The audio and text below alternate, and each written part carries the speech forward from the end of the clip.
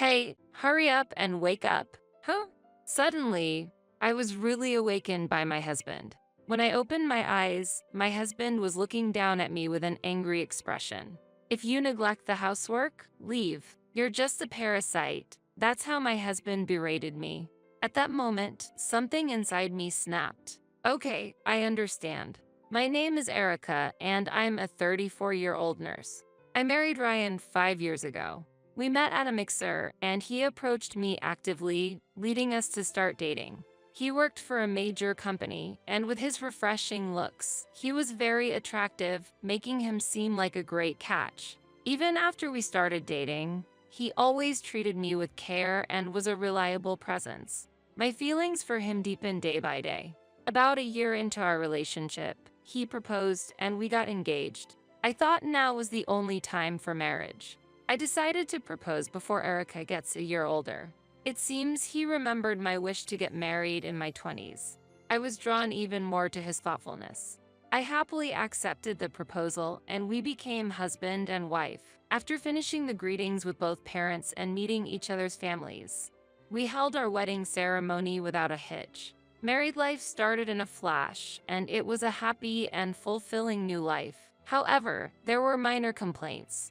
The main issue was that my husband did not help with household chores at all. He had no experience in cooking for himself, mainly relying on dining out or microwave food.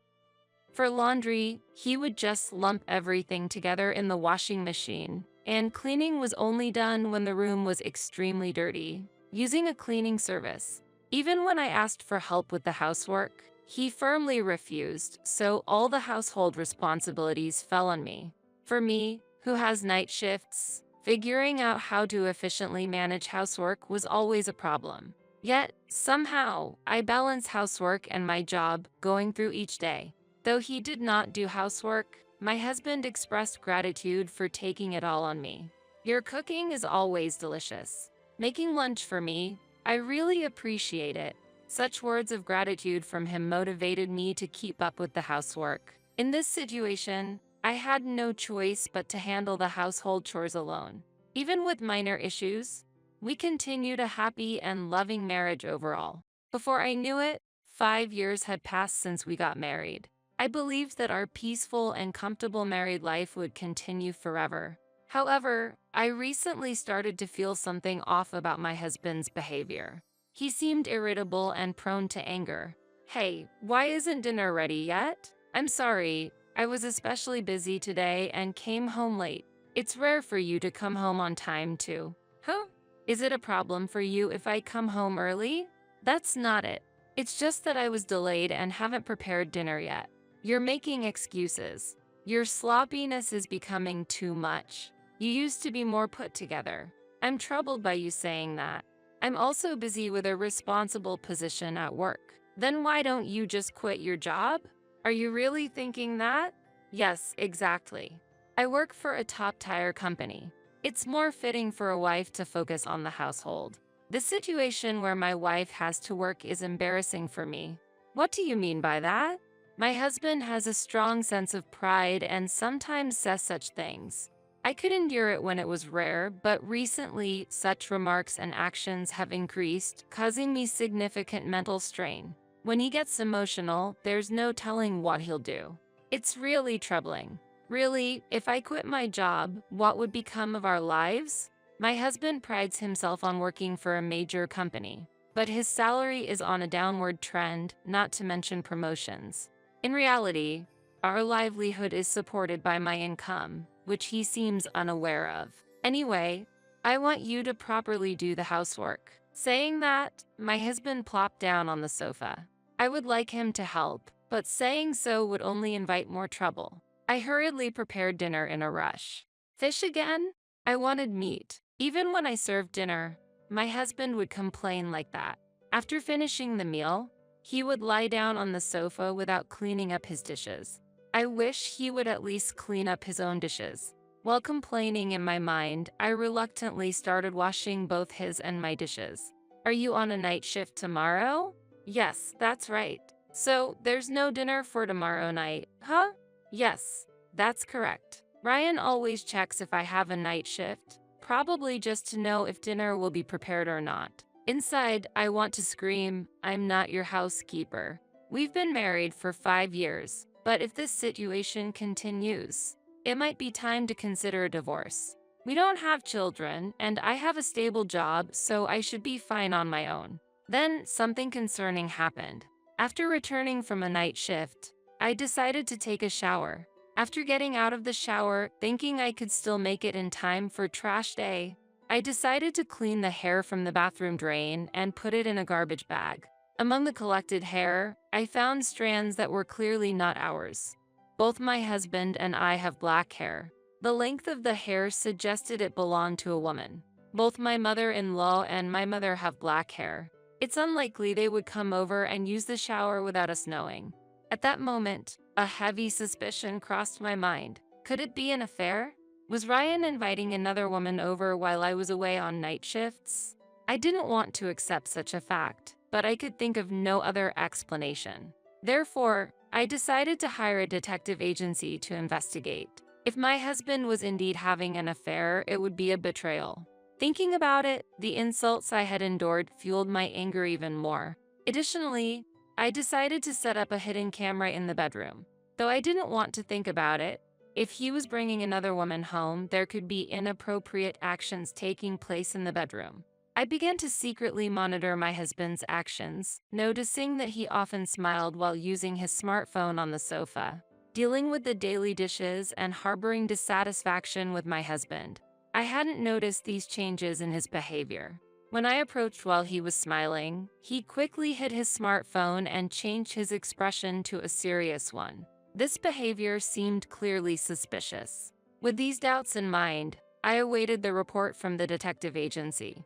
About a week later, I was contacted and went to receive the investigation report. As expected, the report confirmed my husband's infidelity.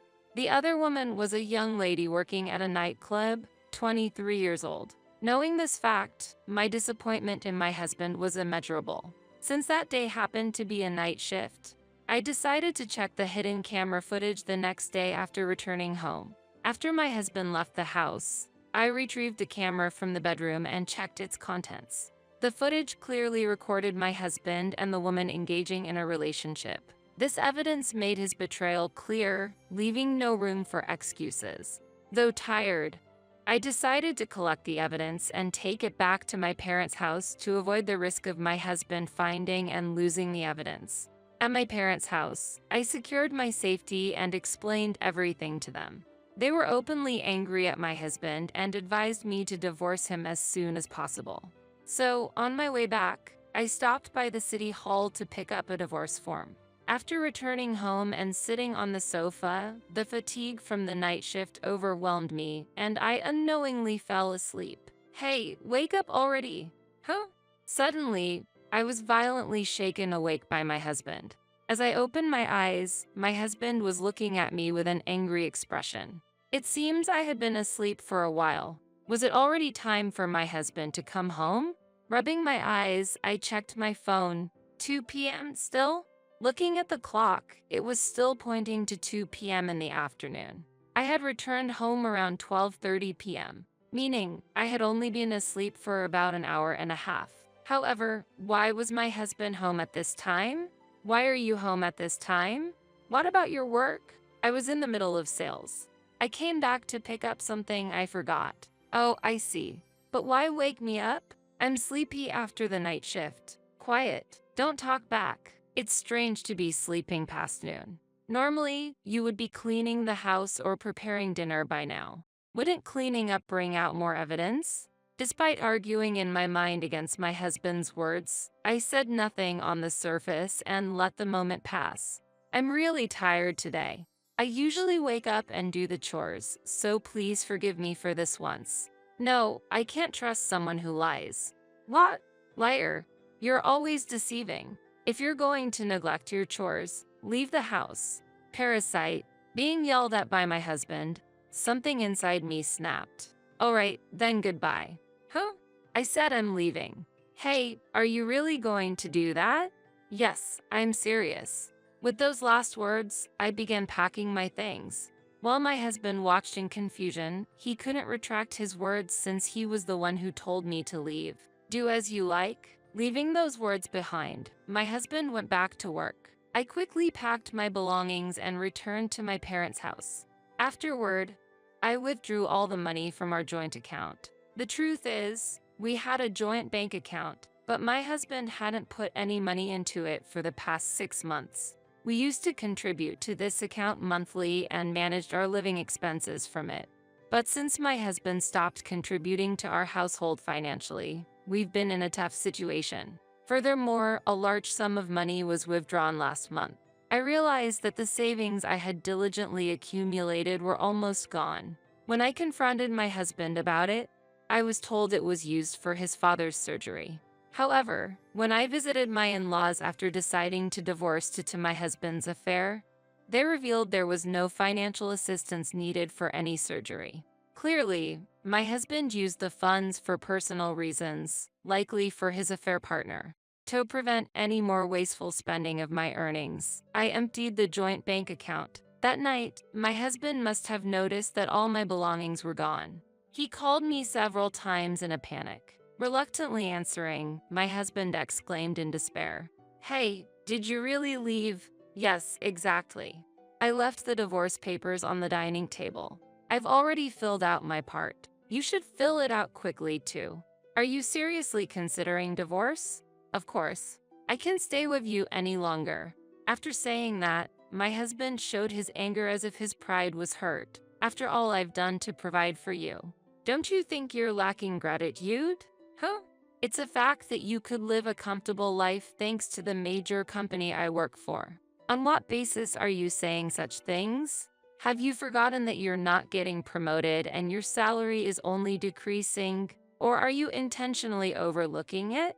In fact, my income is higher than yours." "What?" "Indeed, I have been supporting and wisely managing our household finances, even managing to save. Your income may be small, but you felt it was sufficient because you were spending it on yourself. Moreover, you've been withdrawing money from our joint account without permission to spend on your affair partner." When I brought up his affair, he was clearly disturbed. "What are you talking about? Me having an affair is impossible. Where's the evidence for that?" "Unfortunately for you, all the evidence is in place. There are photos taken by the detective and videos from the hidden camera I installed in the bedroom. I've already shown them to your parents. I am definitely proceeding with the divorce and will be demanding compensation." Upon my declaration, my husband started to panic. "Wait a minute. It was just a bit of fun. The only one who's important to me is Erica." "What are you talking about? Recently, you've been cold to me, and ultimately you even told me to leave the house. I wasn't, serious. I don't want to hear such excuses. I'm fed up with you. Acknowledge the mistakes you've made and reflect on them. This can't be. Let's discuss this through lawyers from now on." "Wait, Erica." He said that, but I ended the call. After that, I hired a lawyer and demanded a divorce from my husband. I also filed for compensation against my husband and his affair partner. Thanks to an excellent lawyer, I was able to claim $30,000 from both my husband and his partner. My husband was reluctant about the divorce and the compensation payment until the end, but after being strongly persuaded by my in-laws, he reluctantly accepted it. I successfully finalized the divorce from my husband. My ex-husband tried to continue the relationship with his affair partner, but as soon as she realized his income wasn't much, she quickly dumped him. Additionally, not only was my ex-husband low in work capabilities, but the fact that he got divorced due to an affair spread in his workplace, leading to a drop in his reputation. As a result, his position in the company worsened, and his hopes for promotion were completely dashed. Furthermore, he was disowned by my in-laws and is now living alone, struggling with debt repayment. It's his own doing, so it can't be helped, but it's truly pitiable. On the other hand, I have moved to a condominium closer to my work and am enjoying living alone. Thanks to separating from my husband, I have been able to save more smoothly, and my assets are steadily increasing. For now, I plan to focus on my work and maybe consider dating again once things have settled down. Currently, my priority is to care for my patients, and I intend to work while making the most of each day. I am Rachel, a 44-year-old housewife. As the wife of Danny, who owns a company, I served as the sales manager. One evening, I was shocked by the words uttered by Danny when he returned home. I fathered a child with a beautiful 29-year-old employee. Please, can we get a divorce? I was stunned by his words. Unable to keep up with this unexpected event, I felt lost in thought. I told my husband that I wanted to discuss this with the three of us at a later date and laid down in bed. Kristen was pregnant. The reason we couldn't have children was because of me. Even though I thought my love for Danny had run out, I couldn't stop crying. The next day, I overheard a conversation between Danny and Kristen. Why didn't you leave your wife who can't even have children? She's good at her job. There's no reason to fire her. Then, let's just leave it at that. Once the baby is born, we can make her take care of it. That's smart, Kristen. She's older, so she must have plenty of parenting knowledge. Hearing their laughter, I felt anger. How selfish of them to say such things. They can laugh about it now, but they'll deeply regret underestimating me. I met Danny again at a gathering with friends from my college days 10 years ago. Danny was the only son of a well-known local business and lost his father in childhood. His mother was the company's chairperson. In college, I had classes with Danny, but he was always surrounded by people. Feeling inferior due to our different backgrounds, I hardly had a chance to get close to him. However, upon reuniting, I found him to be unpretentious about his wealth, friendly, and outgoing. Later, when we dined together, Danny asked me out and eventually proposed. My family was just an ordinary salaried worker's household. I was worried his mother might oppose our relationship, but she accepted me easily during our visit. It seemed my college education in accounting, finance, and business management, along with the qualifications I had obtained, left a good impression. After our engagement, I joined Danny's company and then worked as the sales manager. Raised seeing my parents' loving relationship, I always longed for a married life, believing I could build a happy home with someone I love. But I never imagined that this happiness would crumble in just 10 years of marriage. Initially, Danny was very kind, but as a company president with extensive social obligations, his weekends were almost always busy. Danny had friends, but they were strangers to me. I thought I would be left out, but he invited me to activities like barbecues, camping, and skiing and introduced me to his friends, including men, women, couples, and married individuals. Since I had no friends of the different gender, I was anxious about Danny's female friends, but he handled it appropriately. Neither his female friends nor he ever behaved inappropriately, and I felt reassured. Danny was friendly to everyone, regardless of their marital status or gender. As someone shy around new people, I respected him for that. However, over the years, Danny's attitude gradually became colder. He frowned when he saw me, sighed, and looked displeased at the cosmetics in the bathroom. Danny, our anniversary is coming up. Should I make a reservation at our usual restaurant? Danny responded grumpily. As you can see, I'm busy.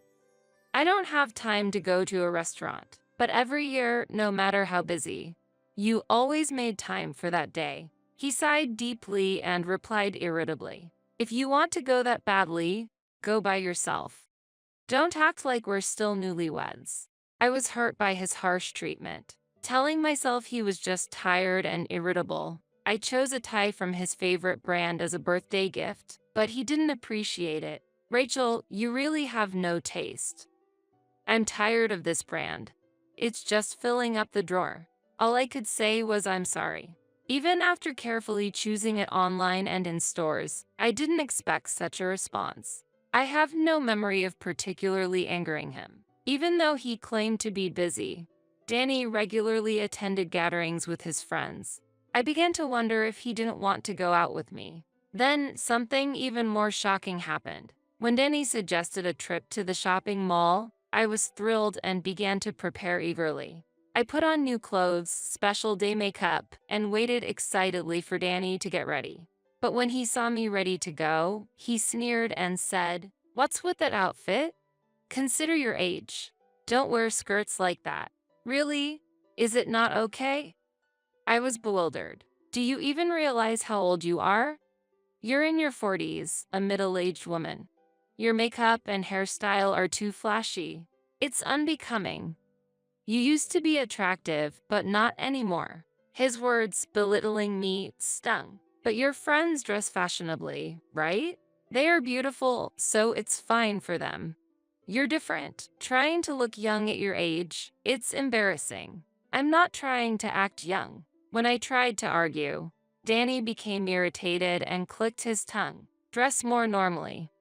Do you want to embarrass me? Forget it. I don't feel like going out anymore. You ruined the mood after I had made the effort to ask you out." He showed his disgust, scratching his head and throwing his jacket on the sofa before retreating to his study upstairs. "Make pasta for lunch. I want it in 30 minutes, he called down from the staircase. I was just a little excited for a rare outing. Why did it upset Danny? I bit my lip, holding back tears, changed into my room wear, removed my makeup, and started preparing lunch. Thinking about it, Danny is the same age as me. If I am a middle-aged woman, then he is a middle-aged man too. I might not be beautiful, but Danny is just an ordinary middle-aged man, raised to be a future company president. He is full of high self-esteem and confidence. Before we got married, I found these traits attractive, but I never imagined being scorned like this. Sometimes complaints rise to my lips. However, since we work at the same place, I often have to see Danny at work. Considering the impact our awkward relationship might have at work, I end up yielding and trying to appease his mood, while he takes the lead at home. Outside, he is friendly and gets along with everyone easily. A typical second-generation business owner, he lacks management skills, but his bright smile and approachability make him loved by business partners. In contrast, his surliness at home is like that of a different person. I'm the president. I can't eat such mundane food. Even microwave food would be better. He complains, having microwave food next to me while I eat? Always dissatisfied unless it's what he wants. Moreover, he seems displeased when I go out while he's at home. Leaving your husband alone and going out? Can you even call yourself a housewife? I'm just going shopping. I've prepared something easy for lunch, and I'll be back before dinner. You should cook yourself. You're a housewife, living off my earnings and still have it easy. True, my income is lower than Danny's as a company president, but I also work full-time and earn a decent salary. I contribute properly to our household, so I don't see why I should be complained at. Especially when Danny first took over the company from his mother and caused problems due to his inexperience. I was the one running around to apologize to our partners. You were attractive 10 years ago, but now you're like an old, worn-out rag. Lately, whenever he speaks, he comments on my appearance. You failed as a wife the moment you couldn't have children. Staying married to you is an act of mercy. You should be grateful. I wanted children too, but it was fate. Should we get checked at the hospital? There's still a chance. Even when I suggest this, Danny shakes his head. I don't want to waste money. It must be your fault.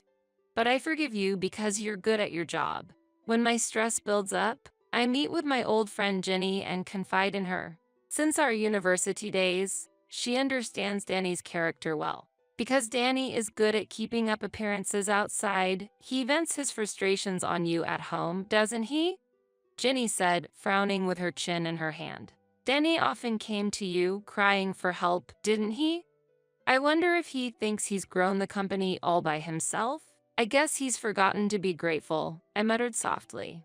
I did my best too, despite the support from his mother and other executives. Thank you, Jenny. Talking to you has made me feel better. When I expressed my gratitude, Jenny responded with a gentle smile. I'm always on your side.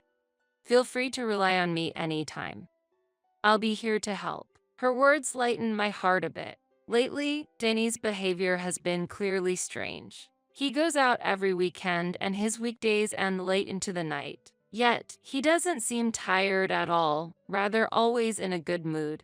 On Sunday night, after finishing the housework, I was reading in the living room when Danny went out again. He would probably return late that night, but unexpectedly, around 8 p.m., Danny came home. He entered the living room, his face flushed and unable to hide his excitement. "Welcome home, you're early today." "Rachel, I have great news." "What happened?" "I'm going to have a child." I was shocked, my eyes wide. "What?"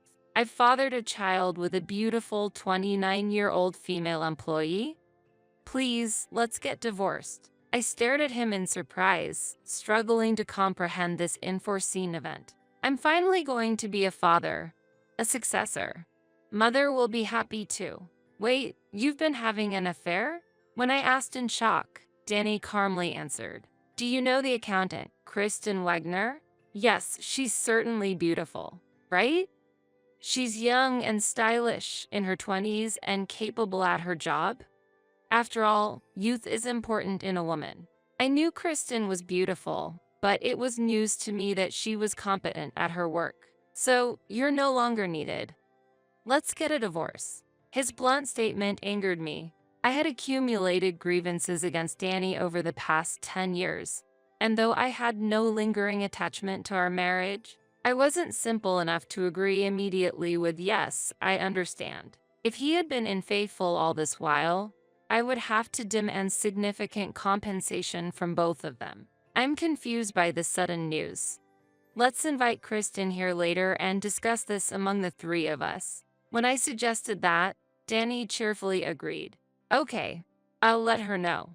Watching him go to take a shower, I closed a book I was reading. I went upstairs to the bedroom and laid down on my bed. A sense of emptiness washed over me. More than being cheated on, the reality of him having a child crushed me. Danny had always wanted a child, especially a successor. Of course, there's no guarantee it would be a boy, but I never got pregnant in the first place. The fact that Kristen was pregnant meant the problem was with me. If we had a baby, maybe I would be raising it with Danny by now. Despite having lost all fondness for him, I couldn't stop crying. The next morning, with swollen eyes, I went to the office early and brewed myself a coffee to wake myself up. As I was about to step into the corridor, I overheard Danny and Kristen's conversation through the door. Was she shocked? Yeah, she was stunned. She really didn't notice the affair? That's laughable. It's been going on for 2 years now, Kristen giggled. Why didn't you let go of a woman who couldn't even have children sooner?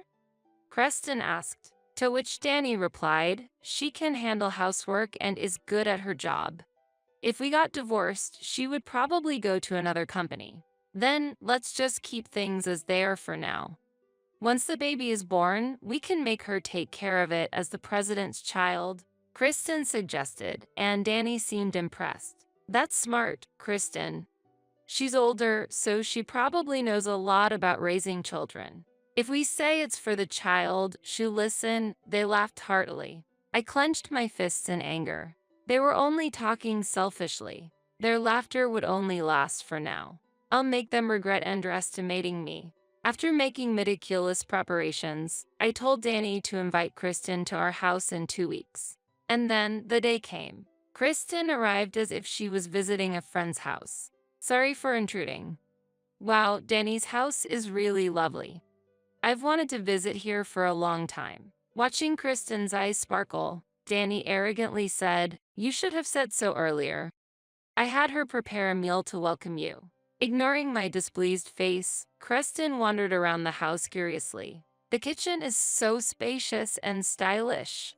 It's totally different from my small apartment. Your apartment is cute too. It has a young girl's vibe. Really? Can I see the other rooms too? Kristen asked indiscreetly, and Danny nodded satisfactorily, leading the way. This is the guest room, and next to it is the sunroom. It's enviable to have a sunroom, but there are so few houseplants. It's a waste of such a big space. Is this Rachel's taste? Kristen expressed dissatisfaction in a space with a glass table and an indoor hammock. She came to apologize for the affair, yet she had the nerve to criticize the interior of someone else's home. Well, a sane person wouldn't think of having her child raised by the CEO's wife. Rachel isn't as gentle as you, Kristen. Whenever she tries to grow plants, they just die. It seems like plants don't like her, Denny said. That's too bad, Rachel, Kristen responded with a laugh. We came here to talk, right? Let's sit down at the table, I said coldly. I waited for Danny and Kristen to sit on the opposite sofa at the table and then began speaking. I want to confirm again, Kristen, you're pregnant with Danny's child, right? I asked. They nodded. Rachel, I'm really sorry. But this is fate, Kristen pleaded with tears in her eyes, looking at me. I was irritated by her overfamiliar way of addressing me. We have a child coming. Danny and I were meant to be together in a past life. Your marriage to him was a mistake. If we don't correct this mistake and start a new life, both of you might become unhappy. I love both of you, so I can't allow that to happen. Hearing Kristen's bizarre rationale, I smirked sarcastically. I was past anger, now just astounded by her self-justification. I truly love Danny from the bottom of my heart. So please, let me have his child, Kristen implored with a sweet, sorrowful voice. Moved by her words, Danny appeared to hold back tears of emotion. Kristen, I love you deeply too. It would be too cruel for the child born into this world to grow up without knowing a father's love. As the heir, the child must be raised with love by both parents. Danny spoke earnestly. Watching Danny and Kristen converse closely, my heart drifted further away. Any remaining affection for him had completely vanished, and I could no longer imagine a future together as a couple. I understand. But in exchange, I'm quitting my job, I said with resolve, and Danny's face showed distress as he furrowed his brow. Don't quit. At your age, it will be hard to find work. Considering your contributions to the company, I'll allow you to continue working, Danny appealed. Do you really think so? I have management qualifications, and I can find work elsewhere, I retorted confidently. Danny, you're so kind. Since the president says so, Rachel, there's no problem with you staying at the company. I don't mind at all, Kristen said with a broad smile. I glanced coldly at Kristen and sighed deeply. Her words further chilled my heart. Impossible. Because that woman. I paused, taking a breath to prepare myself to reveal a shocking fact. They didn't yet know that my next words would completely change the atmosphere of the room. In fact, she's been misusing company funds. What did you say? Kristen's eyes widened for a moment. Then she averted her gaze from Danny to the floor. What did you just say? Danny couldn't hide his blatant dismay. I explained the details meticulously. She had been personalizing funds under the guise of entertainment and business trips. She was filling in blank receipts with amounts herself. As Danny's complexion changed, I continued calmly. For 2 years, no one but me noticed. But recently, after interviewing a few people involved, the truth finally came to light. I said with a sigh, even though it's a family-run business, such lax management is reason enough to cut ties. After the divorce, it's really a hassle to see your faces. So, I'll look for another job. Don't make baseless accusations, Kristen retorted with a strained face. Where's your proof? I directly questioned the finance manager you deceived, and the vice president brought out the truth. It's all recorded. Do you want to see it? I said, pulling out my cell phone. At that moment, Kristen covered her face with her hands and began to cry bitterly. I'm sorry. My father's company went bankrupt. My mother fell ill from the shock and was hospitalized. My brothers rebelled against the family, made debts, and disappeared. My salary alone couldn't support the family, so I ended up doing it. Kristen spoke through her tears. It was like she had prepared eye drops, given the amount of crying. Danny was easily fooled by her story, sympathizing while holding her shoulder. That must have been really tough. If you had told me, I could have helped, Danny said. I didn't want to burden you, Danny. The money I used has all gone to paying off the debts, so I can't return it. Kristen excused herself. Danny seemed to take her word for it. but she probably just spent it all herself. What are you saying? There's no need to be so reserved. Crying too much will affect a baby. How much was it? Danny asked. $20,000. Of course, I'll make sure you pay it all back. Depending on how you behave, I might sue you for embezzlement, I replied. That amount, we can cover it. Who else knows about this? Danny asked. The entire board, I answered. Then, I'll keep them quiet. Kristen, don't do it again. Yes, I've learned my lesson. Thank you, Kristen said, showing gratitude as Danny stroked her head. I just watched the exchange, utterly astounded. Danny's response as a president was unbelievably lenient, like a low-quality romance drama. Suppressing my nausea, I continued the conversation. So, Kristen, you were also working a night job to help your family? I asked. Danny momentarily couldn't hide his disturbance, but quickly regained his composure. The company doesn't restrict part-time jobs, but you should have reported it, Danny answered. Kristen twisted her face slightly and murmured a quiet, I'm sorry. I didn't miss the slight tension in Kristen's expression at that moment. While smiling subtly, I pointed to the photos spread out on the table. Looking at these photos might affect the baby. But if you've decided that, Kristen, I'll respect it, I said. My words were laden with hidden meaning.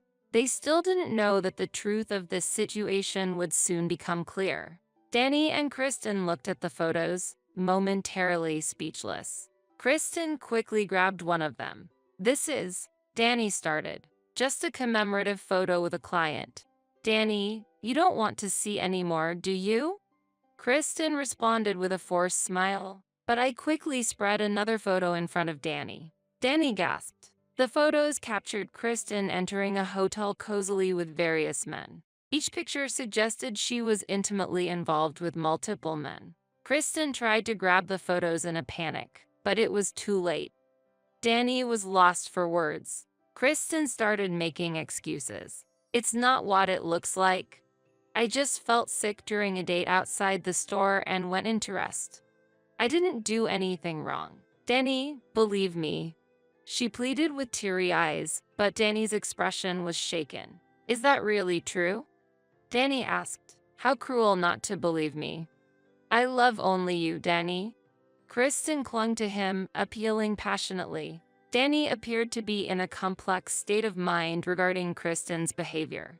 I stood up with a sigh, brought out my personal computer from the bedroom, and plugged in a USB provided by a private investigator, playing decisive audio evidence. As Kristen's voice filled the room, Danny clutched his head and screamed. It was the moment when the truth of the situation was finally exposed. My actions had revealed the facts. Please stop. The hotel walls are surprisingly thin. It was easy to record with devices placed along the wall.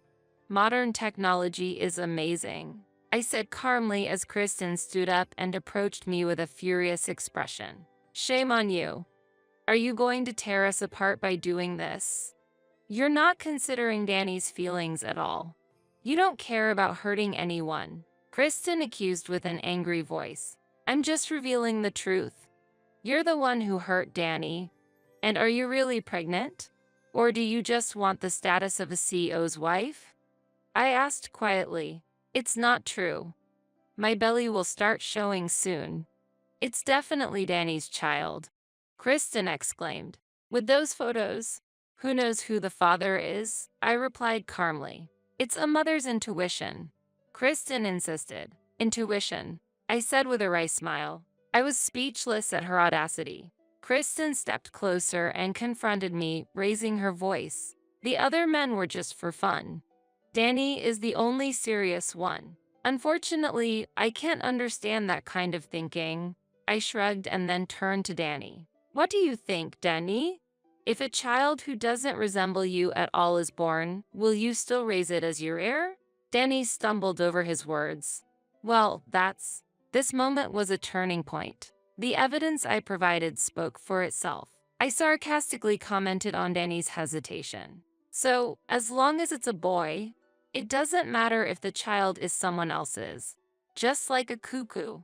What are you talking about? my genes are there, so it's not someone else's child. And you, being infertile, have no right to say anything. Danny showed his anger. Why are you so arrogant despite being ugly? I've hated you since I joined the company. Acting all high and mighty just because you're good at your job? Kristen glared and raged. Getting too friendly with male employees, flirting with the boss. It's so annoying. She raised her voice further. I listened silently to Kristen's aggressive words, but she continued her tirade. You must be jealous because I'm pretty, right? You think you're a winner because you married the president, but you're wrong. Kristen laughed loudly. Enough, stop this talk now. Danny tried to stop her with a look of disgust, but she was too heated to cease. Despite Danny's attempts to calm her, Kristen kept lashing out. This situation went beyond a mere argument. Unable to have children, plain looking. In the past, you would have been divorced already, but it's a good era now. All because Danny is generous. You're imperfect and are only in this house out of pity. But that ends today. I will take over as the president's wife, and you should go back to being single. Kristen declared strongly. I lacked the energy to argue against Kristen's tirade and just listened passively until the living room door opened. Danny turned pale at the sight of the person entering. Mom, awed the chairwoman, perfect timing. Kristen stood up and greeted my mother-in-law. I'm honored to meet you, Mother. I'm Kristen Wagner from the accounting department. I'm pregnant with Danny's child, likely a boy. As I'm carrying the heir, I'll be marrying Danny. My mother-in-law pressed her temple with an exasperated expression. Sighing deeply, she said in a low voice, Danny, can you somehow calm this frivolous woman down? Well, Mother. A surprised Kristen stood frozen. My mother-in-law, with a stern look, scolded Danny. Only Rachel has the right to call me Mother. Danny, it's because you're not careful that such odd women approach you. She raised her voice. Kristen appeared a bit shaken, but forced a smile. Mother. I mean, chairwoman. In my belly is Danny's baby. My mother's intuition tells me it's a boy. I will bear a worthy successor in place of Rachel. Considering the future of the company, a child is necessary, right? Kristen pleaded desperately. However, she dismissed Kristen's plea coldly. It doesn't matter if my grandchild is a boy or girl. To want to be the CEO's wife, what a thought. To say such a thing after embezzling company funds. Wait, Mom. She's had a very complicated family situation. Can't you show some mercy? Danny tried to explain Kristen's situation, but his mother replied with a scoff. Such a naive child. Do you really believe that? Seeing the documents she placed on the table, Danny's face turned to despair. Mother, you've been investigating Kristen's actions too. I see. Looking at the documents, I smirked. Your parents work for a renowned company, and your brother studied abroad. Your family is far wealthier than my own. So, you used the embezzled funds for yourself, didn't you? Danny stared at Kristen in shock. There are photos of your extensive shopping at branded stores. You have debts from credit card payments. It's something like that, isn't it? Danny's mother chuckled. Moreover, the gynecologist Kristen visited is run by my acquaintance. When I asked, it turns out she isn't pregnant. Really? You're being treated for menstrual irregularities, right? Kristen blushed at her mocking expression. You old woman. How dare you expose my privacy? All right. Anyway, prepare yourself for embezzlement charges. Ms. Cohen, please proceed. Understood, Chairwoman. As Jenny, the family lawyer, appeared behind my mother-in-law, I sent her a smile. Yes, my best friend Jenny, our company's legal advisor. When Kristen's embezzlement came to light, I informed my mother-in-law and immediately consulted Jenny. We had been waiting for the right moment to pursue this issue when Danny asked me for a divorce. I'm sorry for lying about being pregnant, but my love for Danny is real. I want you to believe me. As Kristen appealed with tearful eyes, Danny's expression softened. Kristen. Then my mother-in-law, as if remembering something, said, Right, Danny. You're stepping down as president because of this affair. Danny and Kristen gasped. For just an affair. For having an affair with a woman who embezzled. That's only right. There's not a single board member defending you. No way. Danny held his head, his body trembling. You were kind and good at entertaining clients. That was your saving grace despite your lack of competence. His mother continued coldly. But a foolish son who belittles Rachel, who contributed to the company, and chooses an affair with a brainless young woman is unnecessary. You're lying. I'm being fired. Help me. I was deceived by Kristen. Danny cried out. Mom, I was wrong. It was just a whim. I'll break up with Kristen, so let me stay at the company.